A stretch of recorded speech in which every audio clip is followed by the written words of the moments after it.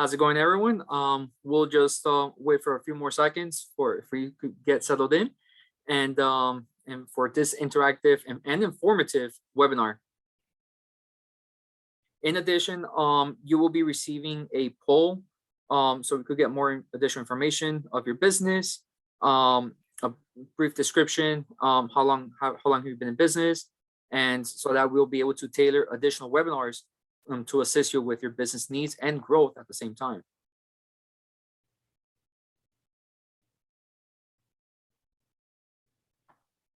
Some additional housekeeping items. This webinar is being recorded, so you could use it as a recap for additional information. If you missed something, you have to take a phone call, you have to step out. So this, like I said, this webinar is being recorded, and then at the conclusion of today's webinar, the presentation will also be emailed to you as well. So like I said, we're family, so ask questions. You could definitely put them in the Q&A, and throughout the presentation, we'll be more than happy to answer them for you as well. In addition, by all means, it's about networking. So in the chat, by all means, put your name, your business, what industry you're in. And at the same time, what's been like some of the roadblocks that you have been experiencing in government contracting? Is it the certification process? Is it the bidding process? Matt Block is a really good subject matter expert in assisting you to obtain those potential contracts and assist you like capability statements. That's a great one. And also our Ptac specialist, Luis Batista, he'll be joining shortly. He'll be able to assist you in the federal contracting side, what the federal agencies they see, and how we be all able to assist you. But none of this webinar could have been done without the Building Prosperity Initiative funded by JP Morgan Chase and Miami Foundation. This initiative has helped to create trainings and workshops as such, this one today, with great co-workers and partners as such, Prospero. We have worked together to provide these technical assistance centers to assist with small businesses in the ecosystem here in South Florida. A brief description of what is the Florida SBDC at FIU. We are a resource assistance for small businesses, are physically located here in Miami-Dade throughout Monroe County. And all of our services, no cost to you. All of our services, no cost to you, and by all means, like any way that we could assist you, by all means, we're always a phone call away to assist with your business needs. And I also have Soledad Jacobson that will be introducing herself, and also a brief description of what is Prospero. Sure. Thank you so much, Jesus and Matthew, for having us. We are really grateful to the Miami Foundation and also JP Morgan Chase to supporting this great initiative. It's all about collaborations that you just mentioned right at the beginning. And specifically, I'm going to speak for our market, for Miami. I think we have a really strong ecosystem here as organizations such as Florida and SBDC at FIU, also Prospero, that both business owners and entrepreneurs can benefit of the different programs that we do have here to support you. Very briefly, Prospero, we are a nonprofit organization, an economic development agency, that we have 4 different pillars of services. Throughout them, we're able to support either if you're willing to start your business, or if you already have your business in place and you're willing to expand it and to take it to the next level and scaling up. So we do have our series of webinars as well. They are presented in Spanish. We provide business consulting where we want to learn more about your business and the different opportunities and challenges that you are facing. And also we help you with the access to capital piece. Although Prospero is not a financial institution itself, we do have strong relationships with both the financial institutions, the traditional ones, and also the microlending institutions. So we can help you through that process. I'm going to put my contact information here in the chat and also our website so you can learn more about our organization. But I want to highlight the importance of this specifically topic that we're presenting today. As you might see in the news in the past months, there's a lot of funding that has been approved, bills from Congress that they're allocated for the infrastructure bill. So that means that there's a lot of opportunity for small business to become minority certified and start doing business with government. Again, it's doing business with government. So a big word there, it's compliance. I know that Matthew is gonna share more information about that. Again, thank you so much for having us, Jesus and Matthew, and I will be here to see if anyone has any questions. Perfect. Thank you so much, Sole. All right. Next slide, Matt. You got it. Okay. And then a brief description. What is also the Florida Ptac? We also work, the Florida SBDC also works in conjunction with the Florida Ptac, which is government contracting services available throughout the Florida Procurement Technical Assistance that offers highly valued confidential one-on-one consulting at no cost to help Florida businesses to prepare, research, and bid on government contracts. In addition, our procurement specialist, in this case, will be Luis Batista. He's knowledgeable, has the experience, and eager to assist you in making selling to the government less complicated and more profitable. At the end of the day, time is money.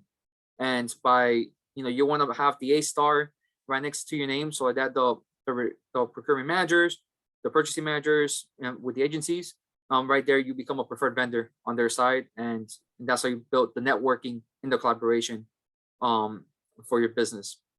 Next slide. In addition, I'm also going to put it in the chat as well, the additional information of the Florida Ptac. So you can learn more about our procurement specialists and how they could assist you. And also the government contracting services is offered through, once again, the Florida Procurement Technical Assistance Center at FIU. And this Ptac is funded in part through a cooperative agreement with the Department of Defense. So it's a great organization. And also, like I said, we're family. We're here to assist with your business needs. And once again, it's no cost to you. So this is a good opportunity for you to take advantage. Like I said, in the chat, I'll put all the necessary information that's needed to assist you with your business growth, the next level, or thinking to go into the government contracting sector. By all means, our team of consultants are available to assist you. So I know that y'all didn't come to see me talk, but allow me to introduce you to Matt Block. He is our business consultant that will be presenting today's webinar. So without further ado, Matt, the floor is yours. Hello, everybody. Thanks so much, Jesus. And I want to start this by saying that please contact Ptac. I've been working with government for a long time, and I call Ptac when I have a question. All right. Just 2 days ago, I needed help from Luis over at Ptac. So please, take advantage of these services. They're always here for you. As Jesus mentioned, they're no cost. You never see a reason not to use them. Okay. So today we're going to be speaking about, what you all came here to learn, I guess, is know how to bid for your scope of work. Okay, this presentation is going to cover generally, all right, how to bid on government contracts. Now, before we get into everything, I do want to say that there's so many, levels of government, there's agencies, there is different places where you can bid. This is going to be as general as I can make it. I'm going to take some examples from the Department of Transportation for this one, just because that's what I know the most. But however, the tips will function almost generally around all the agencies. Okay, there will be some differences, but mostly I try to keep it as general as possible. Okay, if you have questions while I'm going, please write them in the chat. I'm going to stop every once in a while and ask Jesus if we want to start questions, because sometimes they group up. So just please feel free to put the questions in the chat. All right, so let's begin. All right, first things first, and this is always whenever I start a class, this is the first thing we speak about. What's really a bid? Because we hear all the time, I bid this, I bid that, and we don't really, sometimes we don't understand that this word is being used interchangeably, and it gets confusing sometimes, all right? As I said, the word bid is often used interchangeably for request for proposal, request for quotes, ITNs. All of these are bids, if you think about it that way, because we got to put information together and give somebody a price, a competitive price, okay? Please keep in mind, for bidding purpose, we'll define them as submission of documents necessary to engage in a competitive job solicitation. I know that's a big word soup, but that's basically what a bid is, okay? Generally, a specialized company will answer mostly to one type of bid. For example, if you're a marketing firm, you'll probably answer more to RFPs. If you're a construction firm, you'll be answering to ITN. But there's, rare occasions where our services will overlap with other services, and we'll have to, make another kind of response. We'll be looking at each kind of response in this presentation.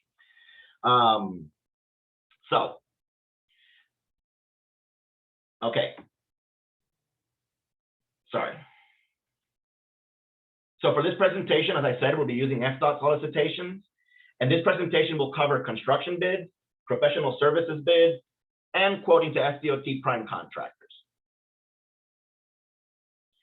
All right. One thing that's very important to keep in mind is only for one agency, and there are many agencies across all levels of government. And some methods, although some methods will be similar, they are not completely the same. Please keep that in mind.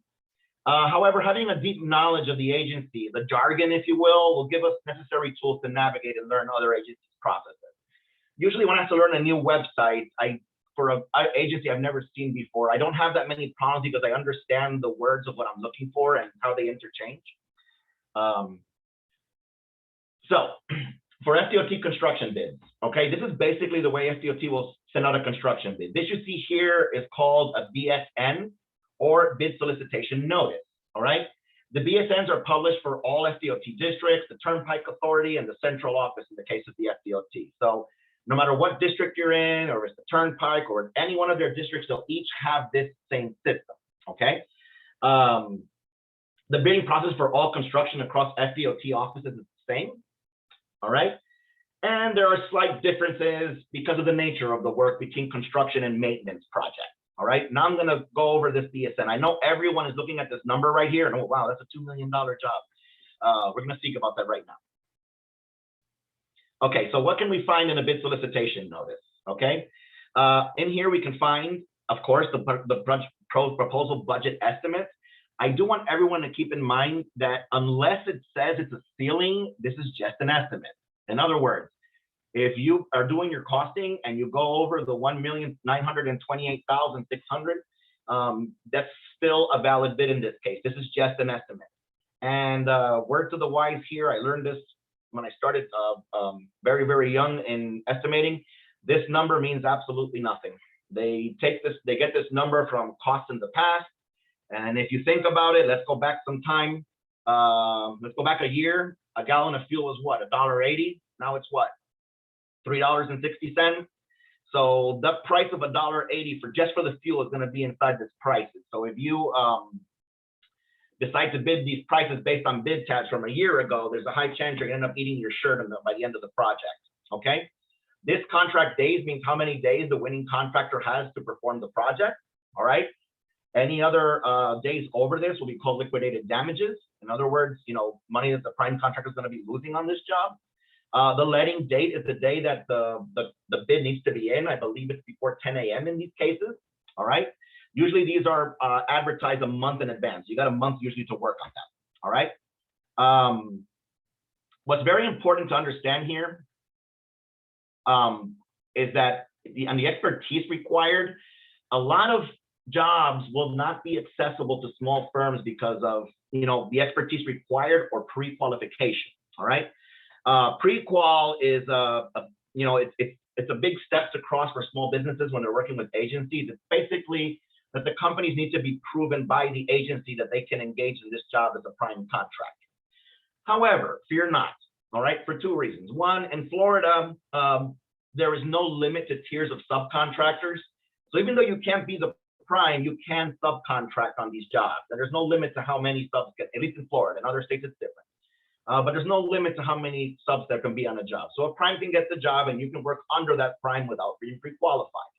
And this is a great way for you to get that experience. So when you go for pre-qualification, they actually pay attention to you because you have worked on these government projects. And the second reason is because FDOT and a lot of agencies have what they call set-aside work. Work where they help small businesses become the prime on projects. They don't let the big firms participate in them, and they make the qualification process easier so you can have access to the job. This again is another great way to gain a contract and that experience as a prime contractor. However, please keep in mind that if you are a prime contractor, you are responsible for the entire job. There's no more hand-holding. So it's very important we keep that in consideration. And as you could see in the BSN, we're going to talk about this. It includes a breakdown of line items. All right. Now, this is very important. We stop here a second and look at what we have here. All right. Inside this bid solicitation notice, you're going to see that all the line items are here for these particular ones. For example, I saw one here for the concrete folks here.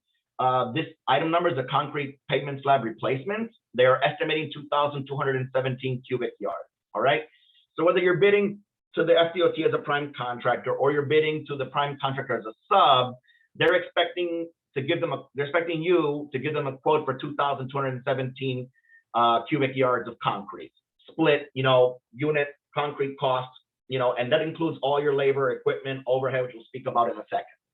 There is no limit on how many items you can bid on if you're a subcontractor. However, please keep in mind that the prime has to make money on this too. And at least in local contracting, in these contracts, the prime has to perform at least 51% of the work. So if they can't sub out the entire job. So my advice always to that, and we're going to talk about this in a second, is look at the contractors what they specialize in. For example, if they specialize in asphalt and concrete, they're probably not going to pay much attention to a bid for that. But they may pay more attention to a bid for fencing or stuff like that. It just depends on the nature of the prime contractor. Subcontractors do not need to be pre-qualified, as I said, because the prime is taking responsibility for the project. All right. And as I said, working as a small contractor will give small businesses the experience to eventually pre-qualify as a prime contractor. All right. So quoting to FDOT prime contractors. All right. FDOT provides up-to-date information on all prime contractors that have downloaded the project's contract documents through the proposal holders list. Now, what does this mean? Back in the day, we didn't have the internet, and they had to give out plans. So I remember clearly, like, having to get in a truck, driving down to the agency and give them a $200 check to be able to get the plans and specifications. I had to take a back brace and a wheelbarrow because the papers were, way over 200 pounds. I'm exaggerating. And I used to take them back to the office only to find out later on that I didn't want to bid the job and I was out $200. Well, the company was out. Nowadays, we get everything online, which makes things easier. Now, what did the FDOT do? Every time a contractor, a prime, downloads the contract documents, they put them online on a list for the contractors who have bidded, who have downloaded the documents. It gives us a clear idea of which contractors may be bidding the project. Please underline the word may, all right? Because right here is important to note that even if a firm has downloaded the documents, they may not have decided to bid. Just like that story I told you that I got back to the office and then after paying the $200 and I found out I don't want to bid this job because it's too complicated or whatever reason, all right? So what I'm trying to say is you can see their phone numbers here, and we'll talk about how to reach out to them in a second. But if you do reach out and they say, we're not bidding the job, please don't call them liars. Because the only reason they're on the list is because they downloaded the plans, not because they said they're specifically going to bid the job. Okay, so you might call them and they might say, yeah, we looked at it, but we decided not to bid on the job. It's just don't take it personally. They decided for whatever reason not to bid on it, even though they downloaded the document. Okay, so I said the only way to know for sure if they're bidding the job is to give them a call and ask. But to me, that's 80% of the work is right here. We know the companies and we have their phone numbers, which is what we need. So to quote prime contractors, how do we do that? All right. First, it's important to identify, separate, and know your potential clients. All right. So identify if there are line items you can quote. Look at the BSN that we saw, see if there's any line items that you can quote. If there's nothing for you there, then why even look at it? All right. Separate your line items into a spreadsheet, Excel, whatever you're good at, that works. Okay. You just need to separate the line items. And we're going to talk about this in a second. Primes are also interested in certified small businesses. We're going to talk about this on the next slide. All right. Next is very important. We're going to spend some time on this. Is download documents and quote the line item. All plans and documents can be downloaded free from the FDOT website.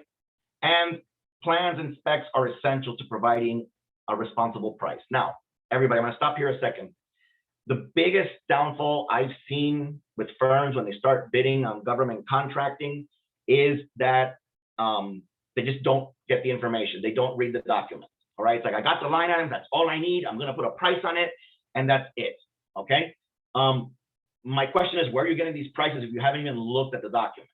All right. And a lot of times they tell me, well, Matt, these are the prices around the area. And I'm like, where are you getting this? And somebody's like, well, I got the bid tabs, and I look at the bid tabs and sometimes they're 8 months old. And it's like, You know, and one thing you got to realize about bid tabs, and if you don't know what bid tabs are, it's basically information that's been collected off the pricing, average pricing. You know, it's very important to say that. It's average pricing across, you know, all the line items. Those prices, that average pricing does not include, I mean, I'm sorry, they do include the companies who bid so low that they're out of business now, all right? And who knows, they're probably living under a bridge in a cardboard box. Those prices are in those averages, all right? So, you know, for you to bid things based on bid items, just because it's easy, yeah, it's simple to put the, you know, give me the numbers and I'll put them into a spreadsheet. But if you haven't looked at the documents, there's really no way you can tell, you know, what you're bidding on. And this is very important. It's the biggest downfall. There are some things called incidentals to construction. I don't know if anybody's familiar with that term. It basically means like, yeah, you know, we're putting in a concrete slab, but, you know, we're working next to a bay where we don't want, you know, one molecule of silt falling into that water. And according to the contract, you're not responsible just for building the slab. You got to put contingencies in order to make sure that not one molecule falls in there, and they're not going to let you work unless you do that. All right. And if you didn't read the line documents, there's a high chance you might go in there and then they say, hey, you got to build this whole, like, you know, flotation system to stop, you know, I'm just making stuff up here, but you might have to build this whole thing. And then you find out it cost you $20,000 just to build that before you can even put in the slab. Right. And you might have, you know, let's say quoted the slab for $10,000. So right there, you're $20,000 in the hole, you know, without even starting. So please, all the jobs are different. Every single job is different. I always tell everybody, like, if you look in a neighborhood and you see the houses, how they look alike, I guarantee you that none of those houses cost the same to make because there were different, you know, problems happening in each location, you know, underground utilities, overhead utilities. Please do not bid jobs unless you have the documents and you understand them, okay? Remember that if the prime contractor offers you a contract based on your price, you are on the hook for that price. And please, there are no such things as change orders because of bad bidding, all right? There's no such thing as, oh, I made a mistake, so I'm gonna put change orders. Or even worse, I'm gonna quote real low, and then I'm gonna hit them with change orders. In government work, this doesn't work this way. This is tax money, and they're trying to keep the job in budget, and they're not gonna give you more money just because you say so, all right? I know this happens a lot in other types of jobs, but in government, it's very difficult. The only change orders happen when there's additions or subtractions to the job, and that, in this case, is the DOT's call, not even the prime's call. It's the DOT's call, all right? After you've done all that, call the primes and ask if they need a quote. You know, call the primes and ask if they are looking for a quote for X line items. Are you looking for one for fencing? Are you looking one for concrete? Are you looking for a concrete for, you know, maintenance of traffic? If you're a certified firm, make sure to mention that. We'll talk about it in the next slide. And if they receive your quote, forward them a quote with unit prices for each line item, just as they noted on the BSN. They quote the FDOT just like the BSN, the bid solicitation notice. So keep it in that format, okay? All right, so now the famous certification, all right? Depending on the source of funding, federal aid, state funding, the prime oftentimes has a percentage certified firm participation goal to meet, all right? A construction project of the FDOT, for example, may have an 11% participation goal, and the prime contractor, in theory, will attempt to meet this goal, all right? This is the most important one right here. Please keep in mind that while primes are indeed looking for certified firms, they are also looking for great certified firms that are a pleasure to work with, all right? They have a lot to choose from. What I'm trying to say is that, you know, if anyone told anybody, oh, you know, just get your DBE certification and the work will just be falling on your lap, that person lied to you. I've been looking for this person for a long time because I want to have a showdown with them. Please keep in mind that it makes your knock on the door a lot harder, but you're not going to get work just based on the fact that you have a certification. That doesn't work that way. You've got to show expertise. You got to show them that, you know, what you can do. And it's always best if like you don't have any past performance, that you don't volunteer to do too much, because they're probably not going to trust your firm until they get to meet you and see what you can do. And I understand that everyone here started their business because they're experts in what they do. And, you know, and I trust you on that, because why start a business if you don't know what you're doing? But you're gonna have to go out there and prove it to them. And the best way to do that is use your certification to be able to like make the knock on the door a lot harder. And don't volunteer to do too much at the beginning until they get to know you. And one final thing I want to say about this is one thing that I know for a fact, because I worked in an office for a long time, is Contractors do not like firms strong arming them with their certifications. When somebody's only talking point is where I'm a DB, I'm a DB, I'm a DB, like, fine, all right, you're a DB, we're gonna go look for another one that doesn't say that all day, okay? So just please keep that in mind. Mentioning it once is more than enough. If these logos are on your paperwork, that's all they need to see, all right? And certifications can work a bit differently for professional services firms, all right? So that last one was an NTO for road contracting. When FDOT builds other types of jobs, such as buildings and stuff like that, vertical construction, all right? They issue something called an ITB, invitation to bid, all right? Invitation to bid provides all the specifications and information on what exactly the job entails. This is true, however, sometimes there's extra documents you do have to request. There's always a contact person you can request these documents from. Sometimes just because the documents are just way too big, all right? Responding to ITBs often require heavy reading and total comprehension of scope, but responding is fairly straightforward provided all scope was understood, all right? So, this is a big problem that I find, when contractors try to break into the government world. They're like, well, I worked on these hotels and they didn't ask me to read all this. They just told me what I had to do. I'm like, yeah, but this is different because, there's one agency and one contractor and everything needs to be done, according to these documents here, all right? As I said, this particular example is 83 pages long and everything needs to be done according to those 83 pages. So please keep that in mind. This is one of the biggest, hardest hurdles to go over is, if you're not used to like the big packet reading. That being said, if you look for a smaller job, it might be 12 pages long. If you look for another job in the middle, it might be 20 pages long. Start with, small projects that are easier to comprehend. All right. Now, I just want to show you something here. Other possible cases, minority disadvantage certification. If you read here, and this is an excerpt of the last one, all right?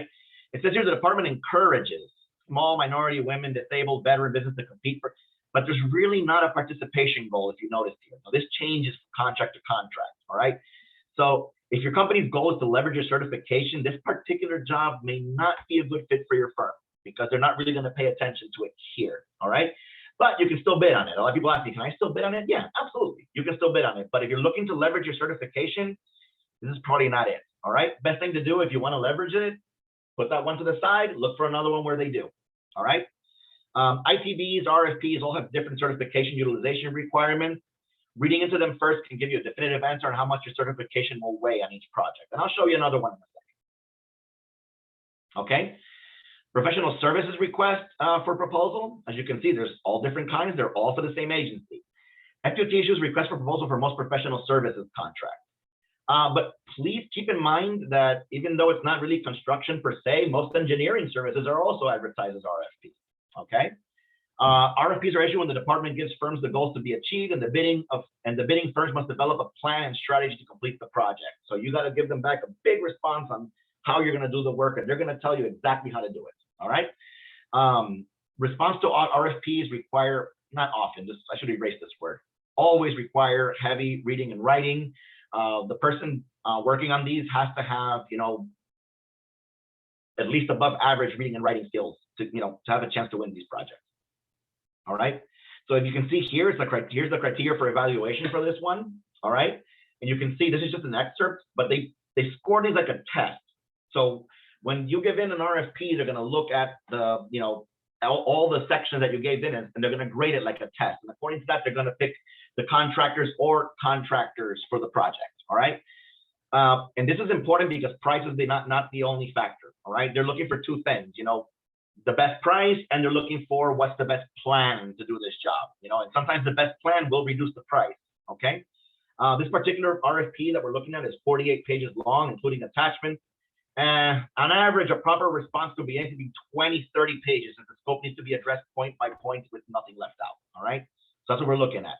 So for those of you who work with RFPs and you have, little or no experience with this, it's not difficult. I help a lot of clients with it, but I do recommend starting, on the smaller side, to get the hang of it. And, one thing I do have to say about that also, even though I skipped the slide, is, when you respond to an RFP the first time, I remember the first time I had to do that, I was 22 years old. I literally cried at my desk when they put all the documents on and I literally cried. I was 22, let me get away with it.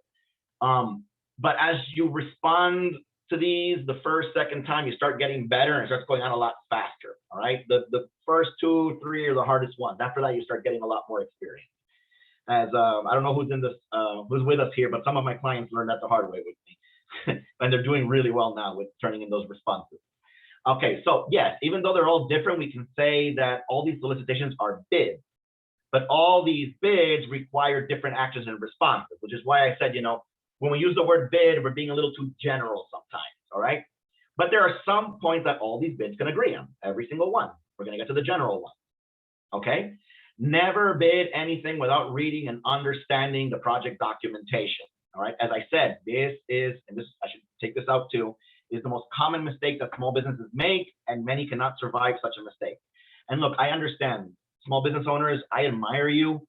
You work 29 hours a day when there's only 24. I don't know how you do it, all right? And I get that, you know, at least you need a break in the bidding process. Like, you're willing to go out there and build everything, you're ready to, you know, build a whole state, and I understand that, but and you need a break at least in the bidding process. I'm sorry to break your hearts, but there really is no shortcuts with this, all right? One bad bid could be the difference between you know, achieving your dream of building your company and, you know, getting to your nightmare of having to shut it down, all right? Please look at all the documents, you know, get some help if you don't have it, okay? You know, call us, call the SBDC, you know, we can help with that to a point, all right?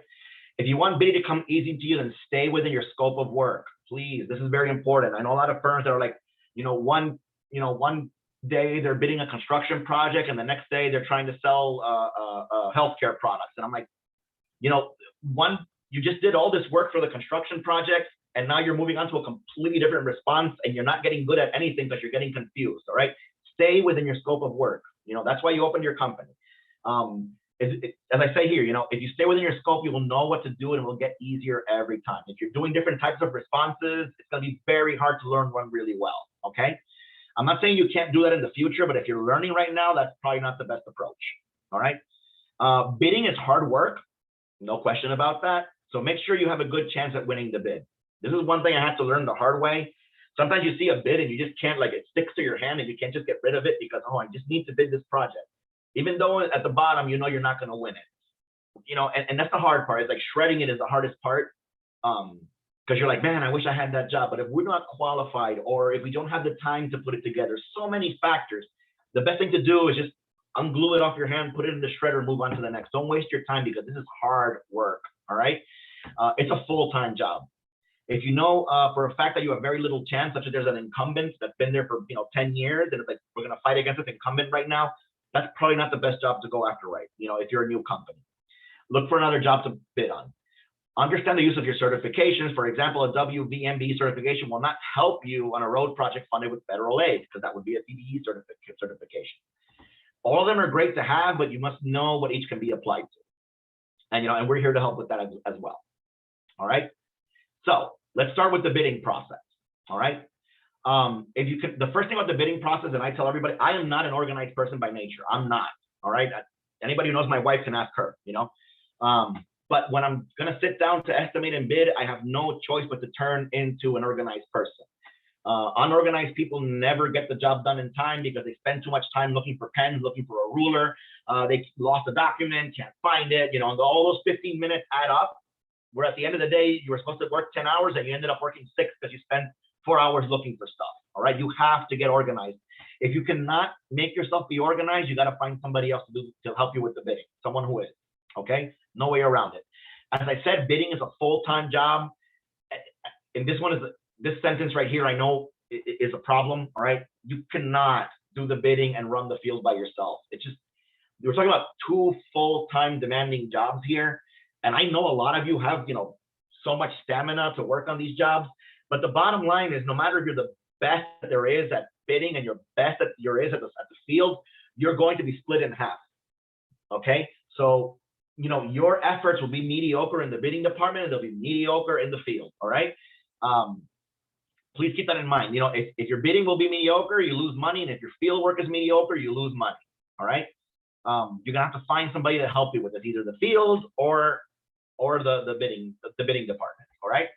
if your bidding is not on point, it's very difficult to recover these mistakes in the field. I've heard this a lot of times. My bidding was bad, but I'll go out there and I'll do a good job. And math is math. If you bid it wrong, things cost what they cost. If you bid it wrong, there's really nothing you can do to make it better. All right. And this is always the big one here. I put never like 13 times here. Don't ever use anybody else's prices. This is a big one. All right. Everyone's always to find out, what did they bid? What did they bid? What's the price that they bid? Because they won the project. They're successful. Companies bid prices to their strengths. All right. An asphalt company, for example, will bid less on the asphalt items because they're really good at them. And they'll bid a lot more on the other items because they're not good at them. All right. And each firm changes according to, what their specialties are, what their capabilities are. Right now in the construction industry, there's a big problem with turnaround. There's a huge problem that employees leaving the field. And this has made companies bring their bids up. And they're like, why? If you're bringing new people in and you're paying them less, why are the bids going up? And the reason is it's taking them more time to complete jobs precisely because the personnel is not, they haven't been there for years and they don't know the work. All right. So because they know that time is money, workers do by the hour, they're making their bids higher. All right. And each company is in their own situation. All right. So please keep that in mind. Please don't use anybody else's prices. When they bid these jobs, they're not asking anybody else what their prices are. They are estimating, bidding, seeing how much things are going to cost them, and they're putting their bids out there. If they didn't do this, they wouldn't stand a chance to win. Imagine two Goliath companies. Then think about two huge construction firms, bidding the same prices because one of them found out what the other one was. That means all the bids would come out the same price, and that's not what happened. Okay. So please keep that in mind. While it's easy, if somebody gives you a cheat sheet, it's easy. It could really hurt you. All right. As I said, look at this. A larger company can perform work faster because they have 3 excavators, an experienced crew, and a field supervisor. A smaller company cannot meet these conditions. All right. So your prices are going to be different. You got to rent the excavator. You got to, you might say, oh, well, my people are cheaper because I'm going to get them from, the labor finders, or yeah, they're cheaper, but they're going to take a lot longer to do the work, So please keep that in mind. All right.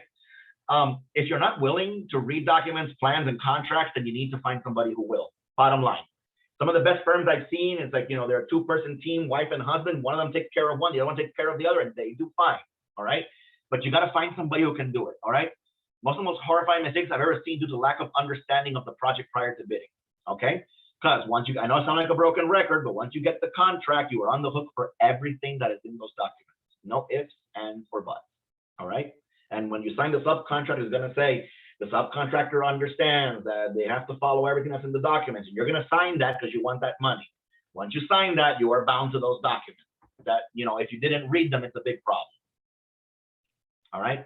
So step 1, all right, is gather all your contract documents. Getting back to that. All right. Do not let anyone convince you that you only need to look at your part of the job. Like, here's the electrical, here's the plumbing. You don't need to look at anything else. There are general conditions to be met by everybody on the job, and they can cost money. All right. If you're working on a highway job, you might have to do your own MOT. That costs a lot of MOT, by the way, maintenance of traffic. That might cost you a lot of money. All right. It's not, and you can't go to the prime and say you pay for the MOT. They're in to make money too. If they, put you on the hook for that, they're going to keep you on it. All right. Plan reading skills are essential. All right. And one thing I do want to say about plan reading is it's, it looks difficult, but it's not. All right. I'm not an engineer. And, I can barely draw stick figures that look nice. But plan reading, if you understand your scope of work and somebody puts the plans in front of you and you sit and look at them for a while, you're going to understand everything that's on there. And if you need to learn to read plans, look for courses on the subject. Sometimes I'm reading plans and it's like, I don't know what this particularly means. And I go on YouTube and I find the answer. Nowadays, information is everywhere. All right. There's also plenty of courses, through organizations. Please, it's very important you have these skills. All right. The more you know about the job you are bidding, the less mistakes you will make. And here's a little secret. I have never seen a bid where there's no mistakes. Never. However, what's important is to not make catastrophic mistakes. All right. 2, estimate the project. A common misconception is that estimating is the same as bidding. Okay, when they're both in fact different procedures that are part of the same process. All right. An estimator does not take money into account. All right. A estimator that's not a bidder doesn't care about money. All right. We'll get to the money later in the process. So estimating involves gathering work items, determining production rates, which is the time it takes to do things. How long does it take a crew to uproot this tree? How long does it take a crew to lay down all this grass? All right. Determining equipment needs, determining crew requirements, counting necessary materials, and determining if some work needs to be performed by subcontractors. That's the estimation. Notice that in all this, we're not talking about money and any single one. We just need to find the item. We need to make our little Publix list, right? This is what we need, okay? An estimate should be a written document. You know, this is something in our office that we always used to laugh because, like, the older gens are like, oh, I got everything in my head, you know, and then we're supposed to, like, all work around what they have in their head. And we found out with time that those things in their head changed when it was convenient to them, right? It was like, oh, well, this didn't work out now, so I'm going to change it. Like, no. For now, we want everything, writing everything on a spreadsheet so we can see exactly what everyone else is getting into. We cannot go with that, okay? We need the estimate so we can bid on the estimate, which brings us to the next part of the bidding process. Now we bid the job after the estimate. We use the estimate to bid the job. So now we got to calculate how much your labor will cost. So we know how much time because we have the estimate. Now we got to, you know, bid how much time it's going to cost. See how much our workers make, plus any extras, and how many hours we estimate they're going to be on the job. All right. Calculate how much your materials will cost, which means getting quotes. Calculate how much your equipment will cost. Is it owned or leased? And put all of these together for each item in the estimate, and you get your total direct cost. Okay. Total direct cost and estimating, by the way, is different than accounting. We'll talk about that. And total direct cost does not include overheads or profits. These are just the cost to perform the item. So that being said, after we have the total direct cost, we're going to add overhead and profits. All right. Overhead recovery is an added cost to recover what it takes to operate your firm. In most cases, the highest overhead costs for a company are the owner and employees on salary. All right. And, you know, larger firms that have people on salary, that's where this overhead comes. It's the money that it takes to keep your company running. We're not going to talk about overhead in this presentation, but you have to make, like, so to put it in simple terms, in a nutshell, you got to budget your overhead for the year, like, you know, your salary plus somebody else's salary, and yes, plus the office supplies. I know everyone thinks about office supplies when you think about overhead, the rent, the electricity, and all that. And you got to make a yearly budget for the year. Let's say it's $100,000 by the time you do the budget. Your job is to take those $100,000 and put portions of that in each job to recover that overhead throughout the year. All right. We do other presentations on overhead, but, you know, this is not going to cover that. But that's basically what overhead is. It's like your budget. You got to recover it over the year, splitting it throughout jobs. All right. And profit, which is what I want to talk about more. All right, is an added percentage markup from a known number. All right. I often ask people when they're bidding on a job, like, what's your profit margin on the job? They're like, you know, 25%. And I'm like, well, what's your cost? Oh, we don't know that. I'm like, well, how do you know it's 25% if you don't know your cost? If you don't know what the costs are? Oh, no, you know, we just, you know, use somebody else's prices and put 25% on top of that. What you do have to understand is that, you know, if we don't know what our costs are, whatever percentage you say is meaningless. It doesn't mean anything. You know, it could be like way high or way low. We just don't know. Okay. And this is another thing that I see all the time. It's like, you know, we're adding 25% off a number that somebody else gave us. You could still, with those 25% that you put in, you could still be under cost for the project because you don't know your cost. All right. So please keep that in mind. And 5, turn in the bid.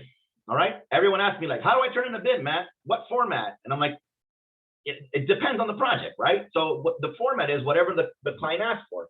Sometimes business be turned in on websites, other times on predetermined forms, other times a pre-EF with our firm's letterhead. But there are always instructions on how to do it. All right. Primes usually just with a quote sent through email, they're fine with that. That's all they need. All right. So format is really not a big deal. Don't worry about that. Worry about the information that's going inside the format. Worry about that. Okay. For example, I'll tell you FDOT, like they have their own bid express system where you go in there and they give you all the boxes you can fill out yourself and everything. And it's, once you learn the system, it's fairly easy and you just click and you turn it in. All right. So there's the format problem solved. The problem is the numbers that you send them, are they good? So worry more about that than the format. And 6, the most important step. Once the bid is turned in, find another bid to work on as soon as you can. All right. Taking an hour break after turning in a bid is fine. It was hard work, so enjoy your hour. Taking a week-long break after turning in your bid could spell disaster for your company. you know, especially for first-time bidders, it's like, man, I worked so hard on this, you know, and for some reason, and I'm sorry to break your hearts, but you know, there's a high chance you're not going to win that bid that you worked so hard on. There's a very high chance you're not going to win it. You need to improve your chances of, you know, getting the job. I've seen a lot of firms that just, they work so hard on a bid and then they just wait a month and they're like, I'm sure I'm going to win this, you know. And then when they lose it, like, I'm giving up on government work, I don't like it anymore. Or, you know, I worked so hard and I didn't get it. I'm like, you know, that's every single firm. You know, let's talk about Turner Construction, because most people hear about Turner Construction. You know, they have to bid, well, in most cases, they have to bid against, you know, other companies on jobs. And, you know, they lose. You know, they don't win all their jobs. You know, they lose a lot of them, you know, especially when the competition's strong, you know, they lose a lot of them. Same thing for every contractor working on the roads in Florida. You know, you name them, they got to go through the bidding process and they lose them. And, you know, they have departments just turning out bids and turning out bids because they know that, you know, in fact, we're going to talk about this in a minute. The average is 10 to 1. That's the national average. So you need to start working on a bid. All right. The only way to gain the advantage is continue to bid responsibly. Please pay attention to that word. All right. Successful firms never stop bidding. Be a successful firm. All right. Now, I know I'm talking really fast and I'm going through this really fast, but if there's one thing I want you to remember today, please remember this. All right. There are 5 costs. And I've been saying this for years and I've had nobody tell me, oh, Matt, you know, you're wrong. In a construction bid, you got labor, overhead, which are basically the operating costs, equipment, materials, and subcontractors. All right. And I put them in this order. I put them in this order on purpose because I think, you know, through my experience, these are in this order, like this is the most important one going down. All right. Because a mistake here can be more catastrophic than a mistake here. Okay. Labor, as you know, anybody who's working on a construction project knows that this is the biggest cost in construction by far. You know, you can put all the materials you want on a job. You know, the labor to put in those materials is very, very, very expensive. Overhead, again, if you're not recovering that, you're just paying off salaries and that's eating up into your profit. Equipment is also a by hour estimate, like how much is this backhaul costing me per hour? If you're not calculating that in there, you're going to lose all that money. And I know materials is always like the big one. Like, man, why don't we do materials first? Like, materials is my biggest problem. And I'm like, yeah, I understand materials are a problem, but it's a different type of problem. Materials to me, if I'm working for a company that has funds, materials to me is a shopping list. It's like, you know, just make sure you don't miss anything. And as long as I don't miss anything, we buy the materials and that's it. You know, materials don't charge per the hour. Materials don't ask us for overtime, you know, so that's the easiest one. But when they come to me and say materials are a problem, it's because of a financing issue. And I admit that that's an issue. It is. Like, you know, you got to put all these materials up front. And I'm like, yeah, but from an estimating point of view, it's not really an issue. Okay. And subcontractors, sorry, give me 1 second. Have a sip of water. And subcontractors, since they do their bidding for you, I mean, it's not as important for the bid. Jesus, you there? Yes, I'm here. I'm here. Give me a 3-minute break, all right? Okay. I'll be right back.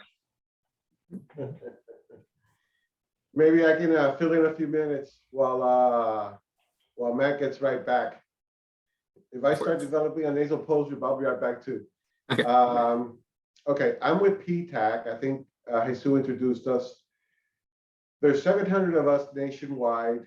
It's Procurement Technical Assistance Center, and we specialize in government contracting. If you're going to do business with the FDOT, you probably want to talk to Matt.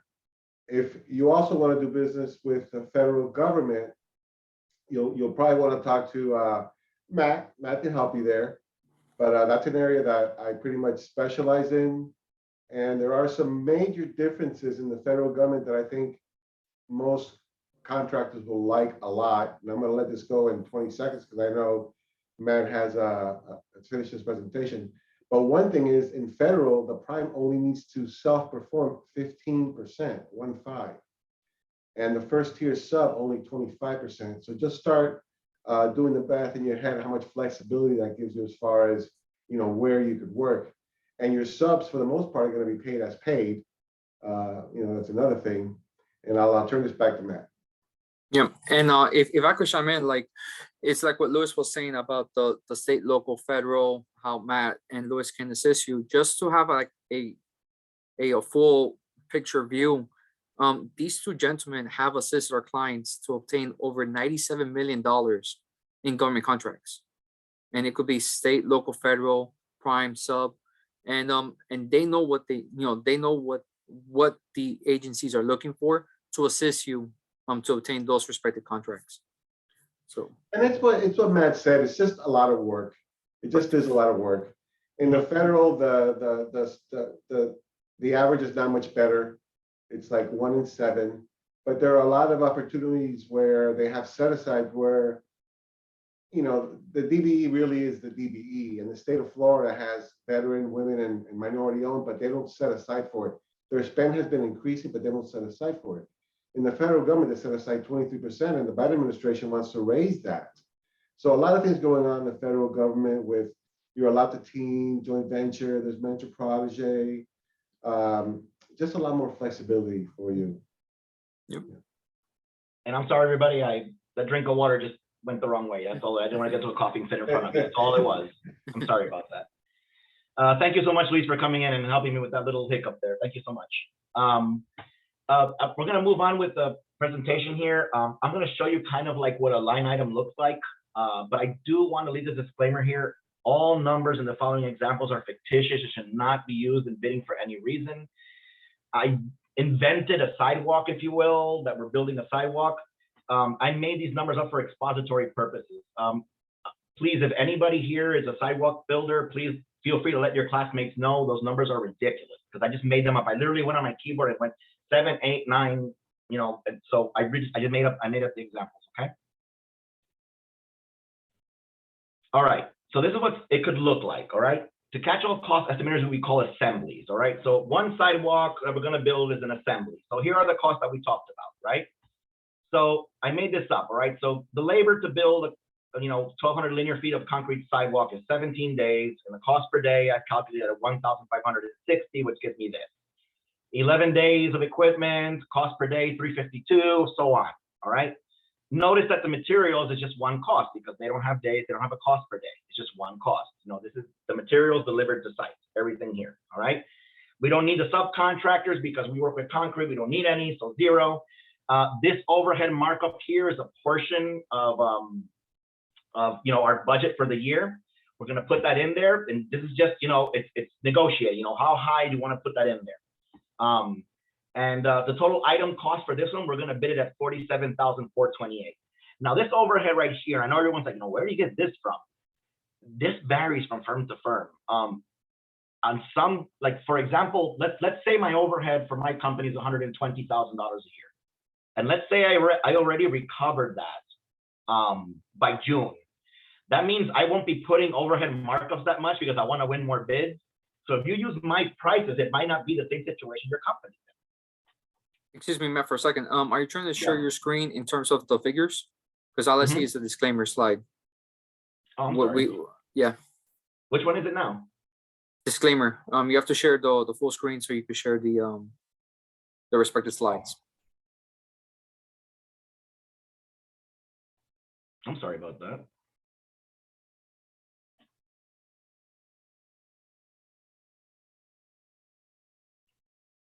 It says it's trying to unpause. I'm sorry, Jesus.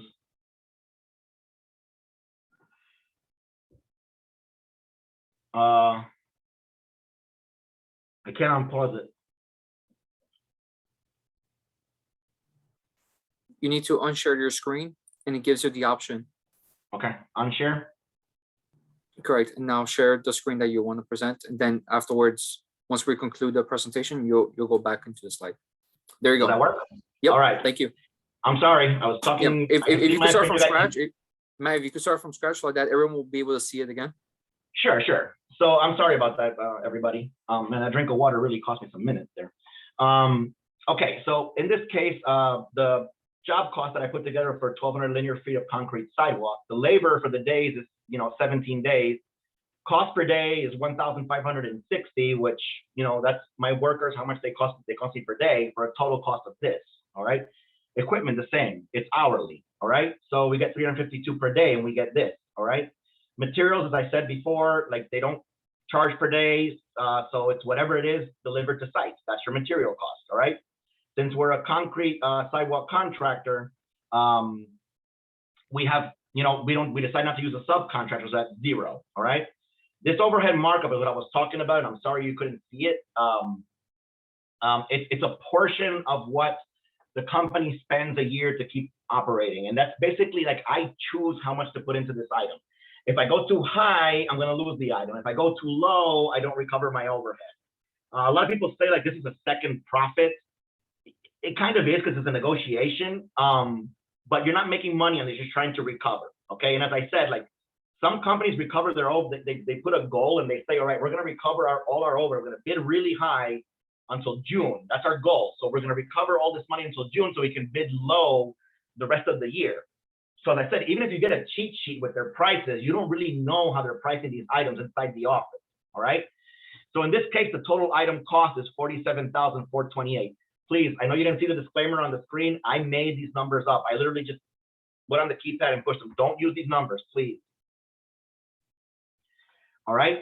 But the most important part of the bid is profit, all right? Because if not, why are we doing this? It's the only reason we estimate and bid or work. What's the reason if we're not going to make a profit, all right? If you like estimating and bidding just for the sport of it, all right, but you're not going to be doing it for long because you'll be out of business.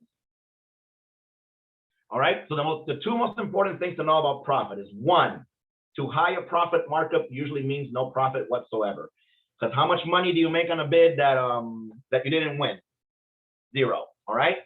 And 2, this is the big one for business owners, and this is where I break your heart sometimes. The profit does not belong to the company owner. It belongs to the company. All right, we're going to see this on the next slide. Profit is the sole source of growth for companies. Profit is what remains after the owner collects his or her salary. So please don't misunderstand.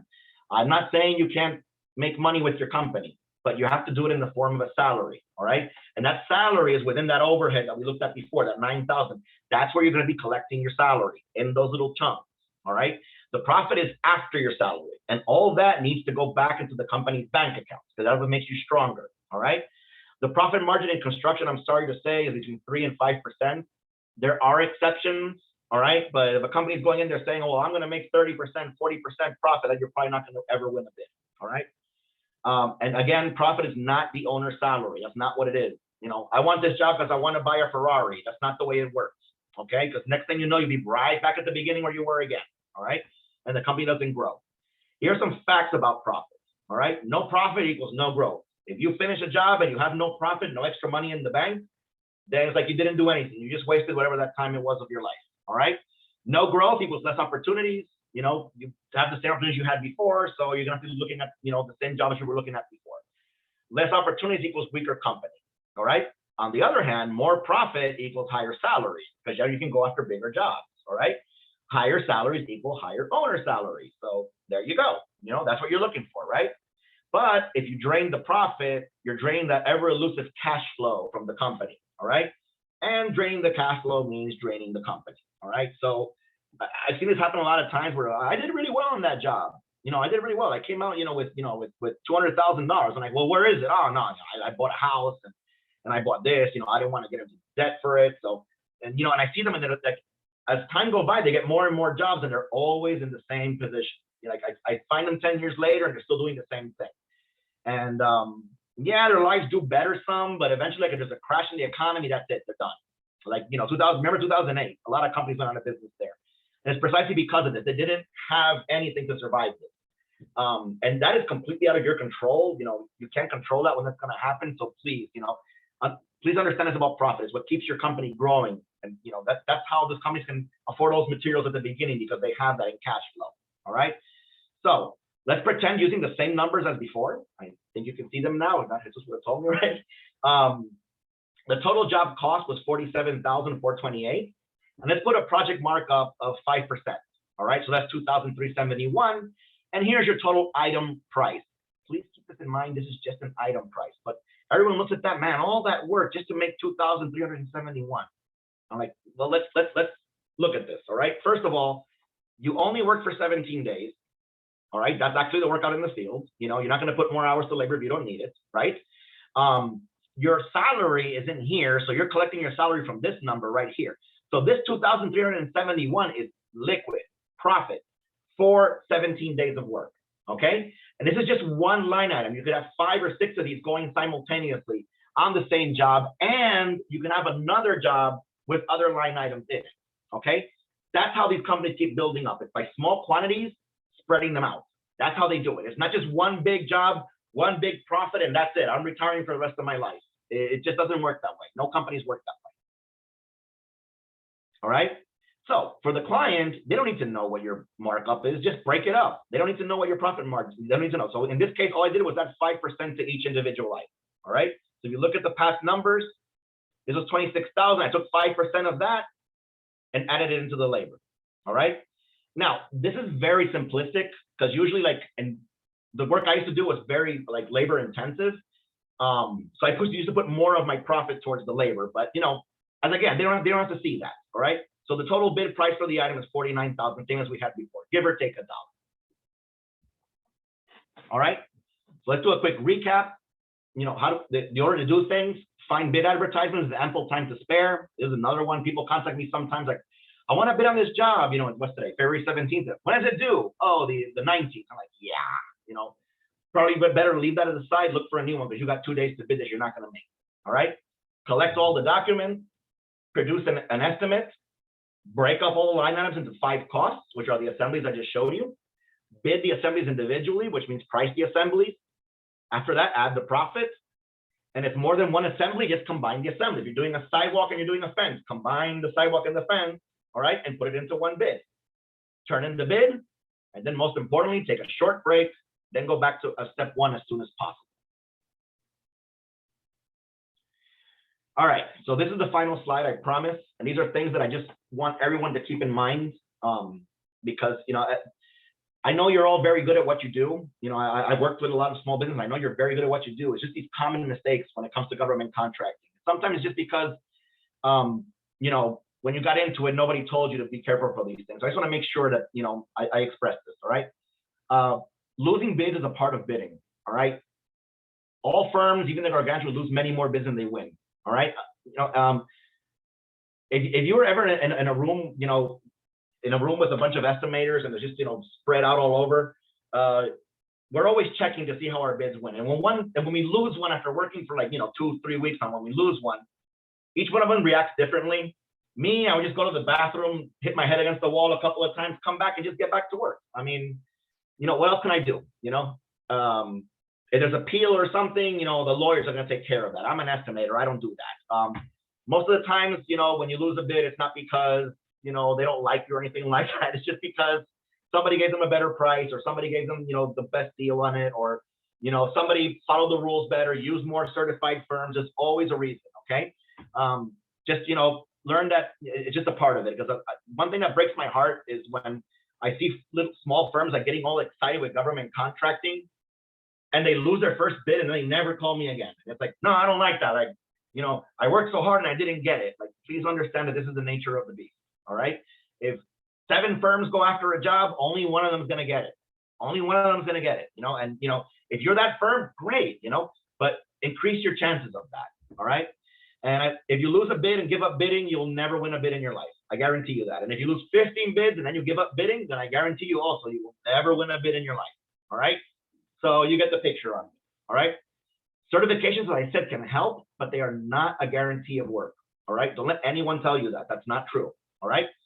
I heard a lot of firms tell me I don't want to be the subcontractor. I want to be the prime because I don't want anyone tell me what to do. All right. Well, first things first, even if you're the prime, in this case, the FDOT is going to be telling you what to do. All right. So you can't build the road the way you want. You can't build a building the way you want it.